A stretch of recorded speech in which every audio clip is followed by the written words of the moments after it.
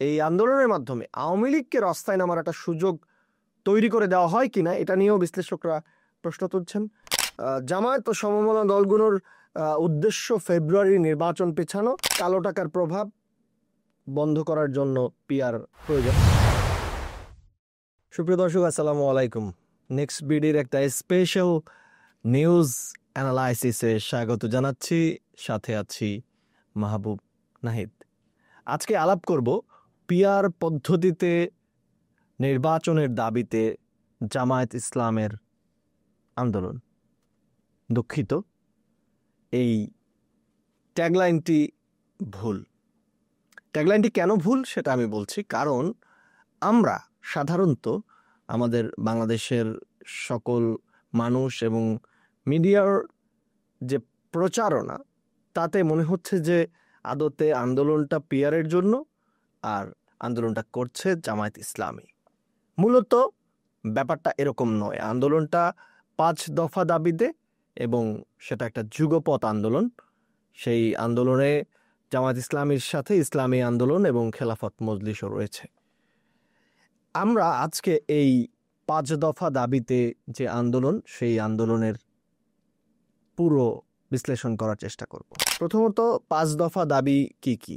জুলাই সনদের ভিত্তিতে ফেব্রুয়ারিতে নির্বাচন, জাতীয় নির্বাচনে পিআর পদ্ধতি বা প্রপোর্শনাল রিপ্রেজেন্টেশন পদ্ধতি চালু করা, লেভেল প্লেইং ফিল্ড নিশ্চিত করা, সরকারের জুলুম, দুর্নীতি ও ফ্যাসিস্ট কর্মকাণ্ডের বিচার করা, জাতীয় পার্টি ও 14 দলের কার্যক্রম নিষিদ্ধ করা। অর্থাৎ অনেকগুলো অ্যাসপেক্টস, অনেকগুলো ডাইমেনশন রয়েছে এই দাবির মাঝে। এবং একটা মজার ব্যাপার হচ্ছে যে জাতীয় নাগরিক পার্টি, এনসিপি, গণ অধিকার পরিষদ এবং এবি পার্টি, তাদের এই আন্দোলনে যুক্ত হওয়ার কথা প্রথমে ছড়িয়ে পড়লেও পরবর্তীতে তারা কিন্তু এই আন্দোলনে যুক্ত হননি। আসলে জামায়াত ইসলামী এবং ইসলামী আন্দোলন, তারা এই আন্দোলন থেকে কি অর্জন করতে চাচ্ছে আমরা খুব স্পষ্টভাবে জানি এবং দেখি যে জামায়াত ইসলামী এবং ইসলামী আন্দোলন, এই দুই দলের মাঝে বিগত সময়ে ইসলামী আকীদা নিয়ে, অর্থাৎ ইসলাম মানার বা ইসলামী যে আচার আচরণ, বিহেভিয়ার, ইসলামী কর্মকাণ্ড নিয়ে অনেক মতবিরোধ ছিল। আমরা চরমনাই পীর সাহেবকে সরাসরি বলতে শুনেছি জামায়াত ইসলাম এবং শিবিরকে নিয়ে চরম পর্যায়ের বক্তব্য তাকে আমরা দিতে শুনেছি। এবং জামায়াত ইসলামীকে ইসলামী মনে করেন না, এরকম অনেক বক্তব্য অনেক জায়গা থেকে আছে। তবুও তাদের যে এক হয়ে যাওয়া, এই এক হয়ে যাওয়াটাকে একটা ইসলামিক জোট বলে অনেকেই দাবি করতে চাচ্ছেন।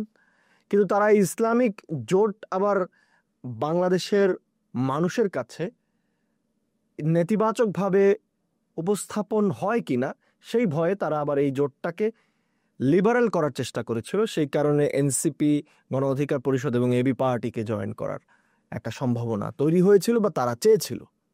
পরবর্তীতে সেটা সফল হয়নি। সো এই জোটটা একটা ইসলামিক জোট বলে মনে হচ্ছে আপাত দৃষ্টিতে, এবং এটা নির্বাচনকালীন জোট হবে কিনা সেটা নিয়ে অনেক প্রশ্ন রয়েছে।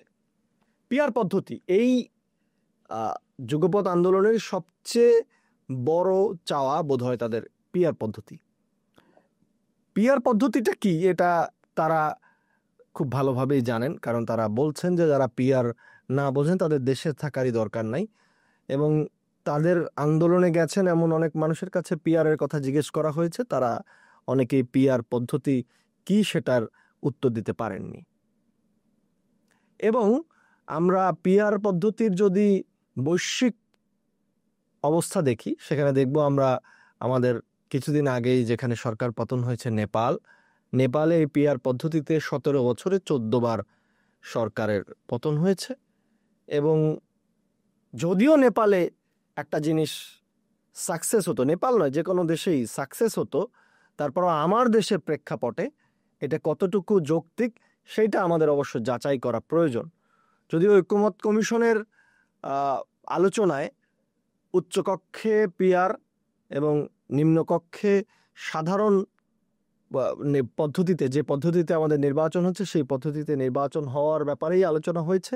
এবং ঐক্যমত কমিশনে আলাপ আলোচনা চলার মধ্যেই এই যে যুগপৎ আন্দোলনের দাবিতে যে আন্দোলনটা হচ্ছে, দাবির জন্য রাস্তায় নেমে যাওয়া, এটাও অনেকে নেতিবাচকভাবে দেখছেন। এবং সেটা নিয়ে জামায়াতপন্থী একজন আইনজীবী শিশির মনির তিনি বলেছেন যে নিজেদের আয়নাতে নিজেদের চেহারা দেখুন, গোয়ার্তমি করেছেন, এই কারণে আমাদেরকে রাস্তায় নামতে হয়েছে। এবং শিশির মনির কিন্তু অনেক গুরুত্বপূর্ণ একটা খুবই ডেঞ্জারাস একটা বক্তব্য করেছেন যে কি পদ্ধতিতে বা কি আইনে এই সরকার ফেব্রুয়ারিতে নির্বাচন চায়, এবং তাদের যে দাবি সেই দাবিতেও আসলে ফেব্রুয়ারিতে নির্বাচনের কথা বলা হয়েছে। এবং পাল্টা প্রশ্ন হয়তো তাদের কাছেও করা যায় যে আপনারা আসলে কি আইনে ফেব্রুয়ারিতে নির্বাচন চাইলেন। এই হলো মোটামুটি একটা অবস্থা। এখন যেখানে আমরা যেতে চাই যে এই আন্দোলনটা দিয়ে জামায়াত ইসলামী বা ইসলামী আন্দোলন, খেলাফত মজলিস যারা আন্দোলন করছেন তারা এখান থেকে কি পেতে চায়। জুলাই সনদের ভিত্তিতে নির্বাচন ফেব্রুয়ারিতে, এটা বিএনপির পক্ষ থেকে সরাসরি না করা হয়েছে। বাংলাদেশের সবচেয়ে বড় রাজনৈতিক দল বিএনপি, তারা কিন্তু এই পদ্ধতিটা, এই সিস্টেমটাকে, এই দাবিটাকে মানেননি। পিআর পদ্ধতিতে নির্বাচন, এটা বিএনপি সহ অন্যান্য রাজনৈতিক দল, বিশেষ করে এনসিপির পক্ষ থেকে একদম সরাসরি এটাকে নেগলেক্ট করে দেওয়া হয়েছে। তারা এই দাবির সাথে নেই। অন্যান্য রাজনৈতিক দল অনেকেই এই দাবির সাথে নেই বলে বলছেন। এখন বিষয়টা হচ্ছে পিআর পদ্ধতিতে নির্বাচন হলে কি কি সমস্যা হবে, আর পিআর না হলে কি সমস্যা হবে। এই দুই দাবি যে দুই পক্ষ থেকে তোলা হচ্ছে, আমরা সেগুলো সম্পর্কে একটু জানতে চাই। জামায়াত ইসলামী বলছেন যে কালো টাকার প্রভাব বন্ধ করার জন্য পিআর প্রয়োজন। আমি জানি না, যদি কোনো দল চায় যে কালো টাকা দিবে, সেটা পিআর হলে দিবে না, আর পিআর না হলে দিবে, এটা কিভাবে তারা যাচাই করলেন এটা জানি না কিভাবে হয়। আর একটা ব্যাপার হচ্ছে মনোনয়ন বাণিজ্য নিয়েও কথা এসেছে যে মনোনয়ন বাণিজ্য পিআর দিলে হবে না। এখন ব্যাপার হচ্ছে যে পিআর যদি দেওয়া হয় সেক্ষেত্রে তো কোনো মনোনয়ন থাকলো না, মানে কোনো আসনে প্রার্থী দিতে হলো না। এটা একটা দলের জন্য মনোনয়ন বাণিজ্য ঠেকানোর জন্য খুব গুরুত্বপূর্ণ একটা কাজ করলো।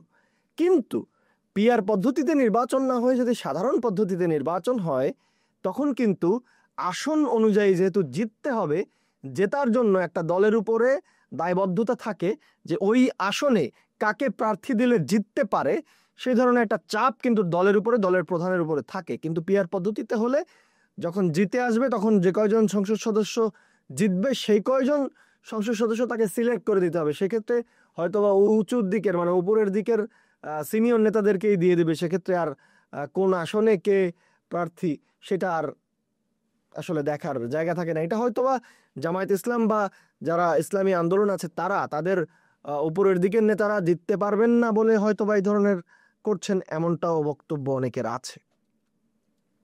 এরপরে স্থানীয়ভাবে কোনো মানে ভোটাররা তাদের নেতাকে বাছাই করতে পারবেন না যদি পিআর পদ্ধতিতে নির্বাচন হয়। এটা একটা বড় প্রভাব থেকে যায়। আর একটা বিষয় হচ্ছে যে জামায়াত ইসলাম তারা কিন্তু পিআর পদ্ধতিতে নির্বাচন চাইলেও তারা বাংলাদেশের প্রায় সব আসনে তাদের প্রার্থী ঘোষণা করে দিয়েছে। তারা সেই প্রার্থীরা তাদের বিভিন্ন জায়গায় তারা কিন্তু প্রচারণা শুরু করছেন। সো একদিকে পিআর চাইছেন আর একদিকে প্রার্থীরা প্রচারণা করছে, এটা দ্বিচারিতা। পাশাপাশি অনেকেই মনে করছেন যে জামায়াত ইসলামের এই পিআর পদ্ধতিতে নির্বাচন চাওয়া, এইটা বিএনপির সাথে আসন সমঝোতা করার একটা চাপ দেওয়া বলে মনে করছেন। মনে হতেই পারে অনেকের কাছে এটাই মনে হচ্ছে। আমরা আরও কিছু বিষয় এই আন্দোলন থেকে খুঁজব। জুলাই সনদের ভিত্তিতে নির্বাচন এবং উভয় কক্ষে পিআর, এটার পুরোপুরি বিপক্ষে বিএনপি তারা মনে করে নির্বাহী আদেশে দল নিষিদ্ধ করা সঠিক নয়, তারা বিচারিক প্রক্রিয়ার মধ্যে যেতে চাচ্ছেন। এটাও বিএনপির সাথে এই জামাত এবং ইসলামী আন্দোলনের একটা বড় পার্থক্য। জামায়াত ও সমমনা দলগুলোর উদ্দেশ্য ফেব্রুয়ারি নির্বাচন পেছানো এবং বিএনপিকে কোণঠাসা করা।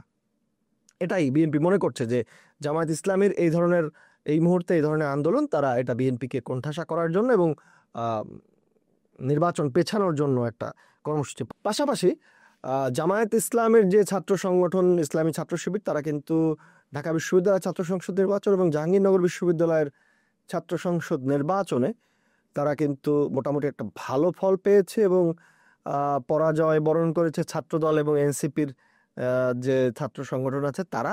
তো এই জিনিসটা জামায়াত ইসলামীকে একটা বড়, আমি বলবো যে বড় একটা সুযোগ দিয়েছে, তাদেরকে কথা বলার জন্য একটা সুযোগ দিয়েছে এবং তারা তাদের অবস্থানটাকে দৃঢ় করার একটা সুযোগ দিয়েছে। সরকারের পক্ষ থেকে বলা হয়েছে তারা এই আন্দোলন সম্পর্কে যথেষ্ট সতর্কতা অবলম্বন করছে। আমরা আন্দোলনটা যদি একটু দেখি যে কবে কি আন্দোলন, 18ই সেপ্টেম্বর ঢাকায় সমাবেশ করেছে জামায়াত ইসলামী এবং যে দলরা তারা আন্দোলন করছে তারা। পাশাপাশি 19 সেপ্টেম্বর বিভাগীয় শহরে তারা বিক্ষোভ করেছে। আগামী 26 সেপ্টেম্বর তারা কিন্তু জেলা উপজেলায় বিক্ষোভ করবে। সো এই বিক্ষোভের মাধ্যমে আমরা দেখেছি যেদিনকে জামায়াত ইসলামী আন্দোলন করতে নেমেছে সেদিনকে কিন্তু আমরা দেখেছি আওয়ামী লীগেরও মিছিল হয়েছে। সো এই জিনিসটাও মানে এই জামায়াত ইসলামী আন্দোলনের যে আন্দোলন, এই আন্দোলনের মাধ্যমে আওয়ামী লীগকে রাস্তায় নামার একটা সুযোগ তৈরি করে দেওয়া হয় কিনা, এটা নিয়েও বিশ্লেষকরা প্রশ্ন তুলছেন। এবং আমারও মনে হচ্ছে যে সরকারের পক্ষ থেকে অবিরতভাবে নির্বাচন ফেব্রুয়ারিতে হবেই এই ধরনের বক্তব্য দেওয়া হচ্ছে, কিন্তু এই জামায়াত ইসলামী শাসনতন্ত্র আন্দোলন এবং এবং খেলাফত মজলিসের যে যুগপৎ আন্দোলন, এই আন্দোলন মনে হচ্ছে যে ফেব্রুয়ারিতে অনুষ্ঠিতব্য নির্বাচনকে আবারও একটা শঙ্কার মধ্যে ফেলে দিচ্ছে। আপাতত নেক্সট বিডির নিউজ রুম আপনাদেরকে এই তথ্যই দিচ্ছে। আজকের নিউজ অ্যানালাইসিস কেমন লেগেছে অবশ্যই জানাবেন, ভালো লাগলেও জানাবেন, খারাপ লাগলেও জানাবেন। সুস্থ থাকবেন, ভালো থাকবেন। আসসালামু আলাইকুম।